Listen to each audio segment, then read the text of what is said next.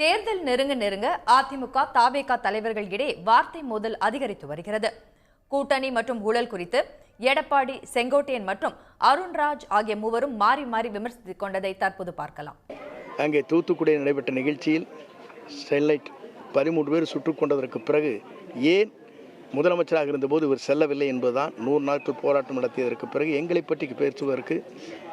ஆகவே அதையெல்லாம் நான் கருத்திலே சொன்னேன். எங்களை பொறுத்தவரை எதிரி யார் என்று சொன்னால் திமுக தான் எங்களுக்கு எதிரியை தவிர அண்ணா திமுக என்பது என்டிஏ கூட்டணியில் 10 கட்சி கூட்டணியில் ஒன்று.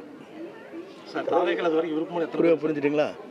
அது கட்சியே இல்லை. ஏங்க செல்லாத நோட்டுக்கு நோட்டு இருக்குது, செல்லுனா யாராவது பார்ப்பாங்களா? அது மாதிரி அவரை பற்றி பேசி என்ன பிரயோஜனம்?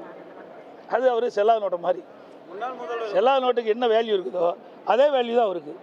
அவர் ஊழல்வாதி என்பதற்கு அவர் பணம் கட்டுறதே சாட்சி. நீங்கள் நீதிமன்றமே தீர்ப்பு கொடுத்துருது. சார், அவர் எங்கே வெளியில் வந்திருக்காரு? ஏதோ ஒரு கட்சி ஆரம்பித்தார், அவ்வளவுதான். ஒரு சம்பவம் நடந்து போச்சு, நடக்க முடியாத ஒரு சம்பவம் நடந்து போச்சு.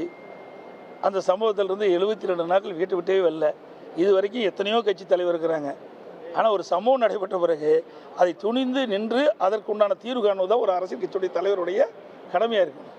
ஆனால் கட்சி ஆரம்பிச்சுட்டு ஒரு துயரமான சம்பவம் ஏற்பட்ட உடனே 72 நாட்கள் வெளியிலே வரல. ஆஃபீஸை மூடிட்டாங்க 5 நாள். யாருமே கிடையாது.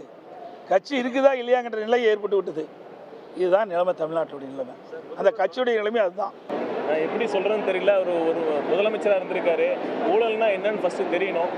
இது வரைக்கும் ஒரு அரசு பதவியில் இருந்ததே கிடையாது. எதை வச்சு ஊழல்னு சொல்கிறாரு? ஊழல் தடுப்பு சட்டம்னா அவருக்கு தெரியுமா? ஒரு முதலமைச்சராக இருந்திருக்காரு. ரொம்ப பரிதாபமாக இருக்குது. உடனுக்குடன் செய்திகளை தெரிந்து கொள்ள சன் நியூஸ் பெல் ஐகானை கிளிக் பண்ணுங்க.